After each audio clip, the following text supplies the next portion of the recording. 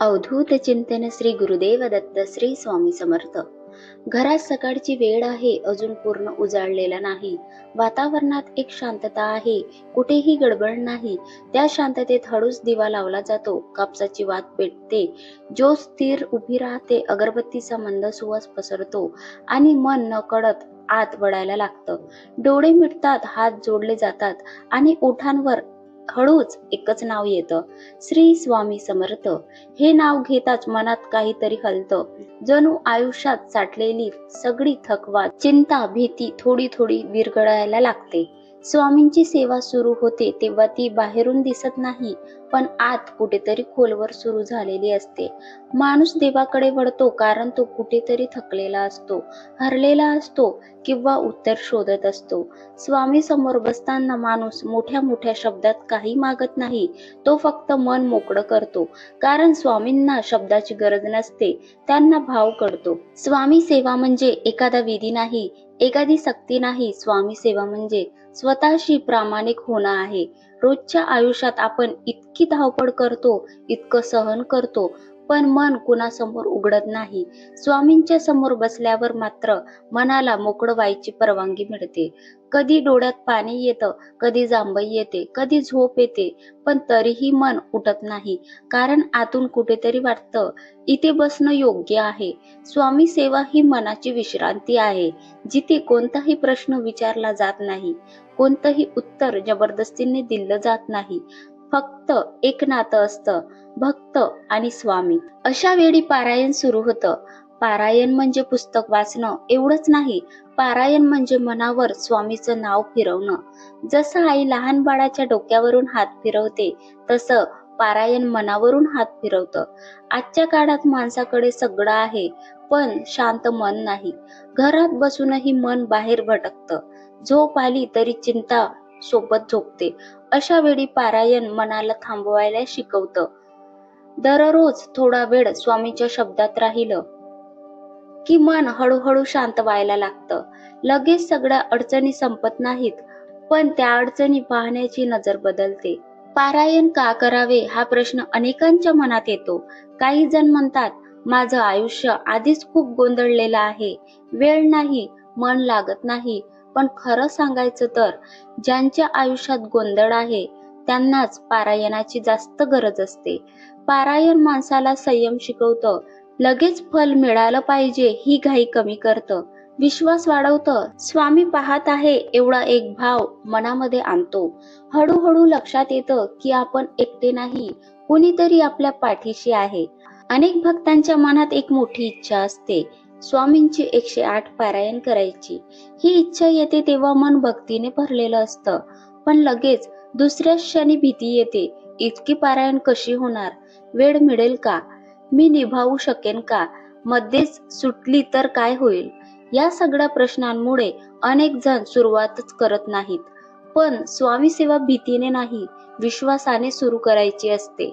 स्वामी कधीच म्हणत नाहीत की एकदम सगळं कर, ते नेहमी सांगतात थोडं थोडं पण नित्य कर. म्हणूनच जर कोणी नवीन वर्षापासून एक छोटासा सोपा संकल्प केला तर 108 पारायण काही अवघड राहत नाही.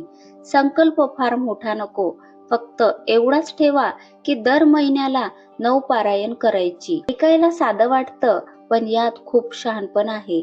महिन्यात 9 पारायण म्हणजे दर आठवड्याला साधारण 2 ते 3 पारायण करायची. कोणाला रोज जमेल, कोणाला ठराविक दिवशी जमेल, कोणाला गुरुवारी जास्त जमेल. स्वामीसाठी हे सगळं चालतं, कारण नियम नाही, भाव महत्वाचा आहे. महिन्यात 9 पारायण झाली की मनावर ताण येत नाही. आज थकलो असाल तर उद्या करा, हळू वाचा. मन लागत नसेल तर बसून शांतीने नंतर सुरुवात करा वाचायला.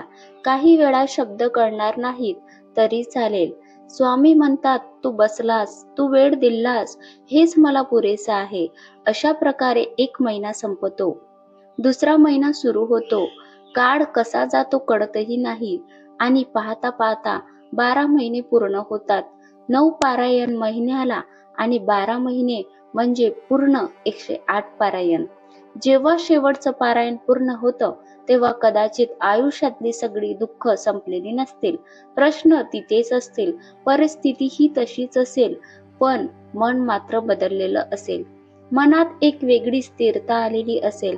आधी जे सहन होत नव्हतं ते सहन होऊ लागते. आधी जिथे राग यायचा तिथे शांतता येईल आहे. आणि तेच स्वामीचं खरं फल असतात. स्वामी सेवा ही देवाला दाखवण्यासाठी नसते, ती स्वतःला सावरायला असते. 108 पारायण म्हणजे स्वामी सोबत 108 वेळा मनाने बसणं आहे. 108 वेळा आपली चिंता स्वामीच्या चरणी ठेवणं आहे. जर आज कोणी हा संकल्प मनात केला तर स्वामी आजच त्यांच्या पाठीशी उभे आहेत. कारण स्वामी नेहमी म्हणतात, जो माझ्यावर विश्वास ठेवतो त्याला मी कधीच एकटं सोडत नाही. आणि शेवटी एवढंच सांगावंसं वाटतं की ही सगळी सेवा, ही सगळी पारायण काही स्वामींना दाखवण्यासाठी नाहीत, ती आपल्या मनासाठी आहेत. जेव्हा तुमची 108 पारायण पूर्ण होतील तेव्हा कदाचित स्वामी समोर येऊन काही बोलणार नाहीत, पण तुमचं आयुष्य हळूहळू बोलायला लागेल. ज्या इच्छा मनात खूप दिवस दडून बसल्या आहेत त्या एक एक करून मार्गाला लागतील. सगळंच लगेच मिळेल असं नाही, पण जे मिळेल ते पुरेसं वाटेल, समाधान देणारं वाटेल. एक गोष्ट मात्र नक्की सांगतो, 108 पारायण पूर्ण झाल्यावर आयुष्यात सोन्यासारखे दिवस यायला लागतात. दुःख पूर्णपणे नाहीसं होत नाही, पण त्यांचं ओझं कमी होतं. आधी जे प्रश्न डोक्यावर डोंगरासारखे वाटायचे ते हळूहळू लहान वाटायला लागतात. कारण स्वामी इतकं देतात की काही मागावं लागणारच नाही. मनातल्या अपेक्षा आपोआप शांत होतात. जे हवं ते योग्य वेळेला योग्य पद्धतीने मिळतं. स्वामींची कृपा अशी असते ती गोंधळ घालत नाही, ती सांभाळते. घरात शांती वाढते, मनात स्थिरता येते, नात्यांमध्ये गोडवा येतो, आपलं ओझं कमी पडतं, मन हलकं होतं. आणि तेव्हा कळतं आपण जे शोधत होतो ते बाहेर नव्हतंच, ते तर स्वामीच्या नावातच होतं. म्हणूनच एकदा करून बघा, विश्वासाने सुरू करा. मध्ये अडचण आली तरी थांबू नका, कारण स्वामी कधीच अर्धवट सोडत नाहीत. जो त्यांच्या नावाशी प्रामाणिक राहतो त्यांच्या आयुष्याची जबाबदारी स्वामी स्वतः घेतात. खरं सांगायचं तर 108 पारायण पूर्ण झाल्यावर काही जादू होत नाही, पण एक चमत्कार नक्की होतो. तो म्हणजे माणूस आतून बदलतो. आधी ज्या गोष्टीसाठी आपण रडत होतो त्या गोष्टी आपल्यावर तितक्या भारी वाटत नाहीत, कारण स्वामी मनाला समज देतात, मनाला थांबायला शिकवतात. माणूस तेव्हा समजतो की माझं आयुष्य मी एकट्याने चालवत नाही, कुणीतरी माझ्या पाठीशी उभं आहे. अनेक वेळा असं होतं की आपण काही मागतो आणि ते मिळत नाही, तेव्हा मन दुखतं, प्रश्न पडतात, देवावर रागही येतो. पण 108 पारायण झाल्यावर मनात एक वेगळाच भाव तयार होतो. तेव्हा असं वाटतं की जे मिळालं नाही ते कदाचित माझ्यासाठी योग्य नव्हतंच, आणि जे मिळालं ते स्वामींनी विचार करून दिलेलं आहे. हा विश्वास येणं म्हणजेच स्वामींची खरी कृपा आहे. स्वामी इतकं देतात की काही मागावं लागत नाही. हे वाक्य तेव्हा खरं वाटायला लागतं, कारण इच्छा कमी होतात, अपेक्षा कमी होतात, मन समाधानी राहतं. आधी छोट्या छोट्या गोष्टीवर चिडचिड व्हायची, राग यायचा, आता तिथे शांतता येते. आधी प्रत्येक गोष्टीचं ओझं वाटायचं, आता ते ओझं हलकं झालेलं जाणवतं. स्वामी आपल्या खांद्यावरचा भार स्वतः उचलतात. फक्त आपल्याला विश्वास ठेवायचा असतो. घरातली परिस्थिती एका रात्री बदलत नाही, पण घरातली हवा बदलते. बोलण्यात मृदुता येते, नात्यांमध्ये समज वाढते. आधी जे लोक त्रास देतात असं वाटायचं ते लोक तसेच असतात, पण त्यांचा परिणाम आपल्यावर होत नाही, कारण मन मजबूत झालेलं असतं. स्वामी मनाला आतून बळ देतात. 108 पारायण झाल्यावर अनेक भक्त असं सांगतात की अडलेली कामं हळूहळू सुटायला लागतात. नोकरी, धंदा, पैसा, आरोग्य, मुलं, लग्न, घरातील कलह, सगळ्या गोष्टी स्वामी आपल्या पद्धतीने हाताळतात. कधी लगेच, कधी वेळ घेऊन, पण भक्ताला एक खात्री असते की माझं काही चुकलं तरी स्वामी मला सोडणार नाहीत. सोन्यासारखे दिवस म्हणजे फक्त पैसा वाढवणं नाही, सोन्यासारखे दिवस म्हणजे सकाळी उठल्यावर मन शांत असणं, कोणाची भीती न वाटणं, भविष्याची चिंता कमी होणं, आज जे आहे त्यात समाधान वाटणं आणि उद्याबद्दल एवढाच विश्वास असणं की स्वामी आहेत ते पाहून घेतील. स्वामी इतकं देतात की काही मागावं लागत नाही, कारण ते आपल्या गरजेपेक्षा जास्त कधीच देत नाहीत आणि आपल्यासाठी योग्य तेवढंच देतात. कधी काही हिरावून घेतल्यासारखं वाटलं तरी नंतर कळतं की तेच आपल्या भल्याचं होतं. स्वामी आपल्याला दुःखातून घडवतात, मोडत नाहीत. म्हणूनच 108 पारायण म्हणजे फक्त एक आकडा नाही, तो एक प्रवास आहे. स्वतःपासून स्वामीपर्यंत जाण्याचा प्रवास आहे.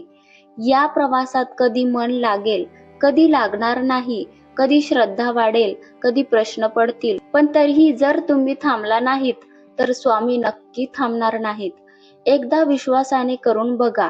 कोणाला सांगण्यासाठी नाही, दाखवण्यासाठी नाही, फक्त एकदा विश्वासाने करून बघा.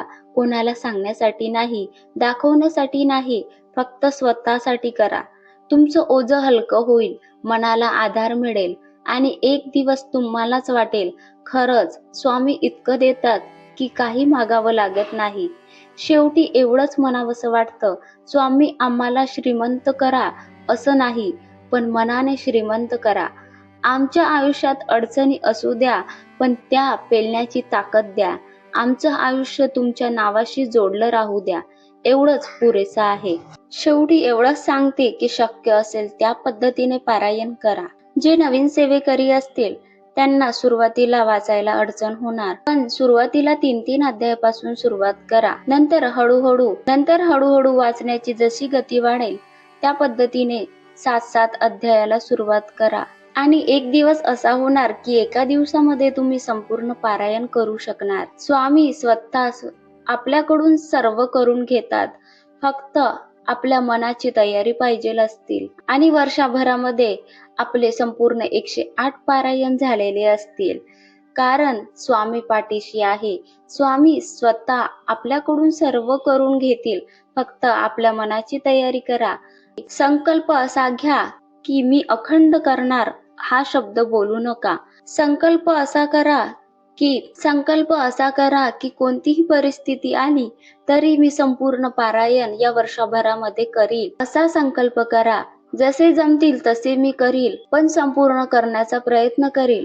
स्वामी माझ्याकडून संपूर्ण सेवा करून घ्या, असा संकल्प साधा केला तरी स्वामी नक्कीच सर्वांकडून 108 पारायण करून घेतील. आपल्या मनाने सुरुवातीला हळूहळू सुरुवात करा आणि नंतर स्वामी स्वतः आपल्याकडून पूर्ण 21 अध्याय करून घेतील. एका दिवसाला एक पारायण सकाळी करा, दुपारी करा, संध्याकाळी करा, रात्रीचे 12 वाजेला करा, कोणत्याही वेळेस करा. आपण कधीही वाचन करू शकतो. यामध्ये कोणतेही बंधन नाही आहे. फक्त सुरुवात करा. हा व्हिडिओ आवडला असेल तर एक लाईक करा आणि श्री स्वामी समर्थ लिहायला विसरू नका. स्वामींची ही सेवा आकड्यासाठी नसते तर भावासाठी असते. पण जेव्हा भावाबरोबर शिस्त जोडली जाते तेव्हा सेवा अधिक आपली फलदायी होते. तर महिन्याचा छोटासा ध्येय ठेवा आणि की मनही थकत नाही आणि सेवाही अर्धवट राहत नाही. जो माणूस वर्षभर संयमाने आणि निष्ठेने विश्वासाने हे 9 पारायण महिन्याला करतो, त्यांच्यावर स्वामींची कृपा नकळत उतरते. कारण स्वामी नेहमी सांगतात, थोडं पण नित्य केलं तर त्यांचं फळ फार मोठं मिळतं. म्हणून आपल्या मनाने, आपल्या इच्छेने जसे जमतील, ज्या वेळेला जमतील त्या वेळेला करा, पण भाव हा खरा ठेवून पारायण करण्याचा प्रयत्न करा. तुम्ही एकदा करून तर बघा, स्वामी स्वतः सर्व करून घेतील. शब्द कठीण आहे असं वाटत असेल तरी पण सुरुवात करा एकदा. वाचता नसेल येत तरी वाचून बघा. तुमच्याकडून स्वामी स्वतः सर्व करून घेतील. कारण विसरू नका, स्वामी पाठीशी आहे. सर्वांचे सोन्यासारखे दिवस यायला वेळ लागेल नाही. आपल्या सर्वांचे आयुष्य सोन्यासारखे घडतील. हाच एक भाव ठेवा आणि स्वामींच्या चरणाशी राहा. श्री स्वामी समर्थ. जय जय स्वामी समर्थ.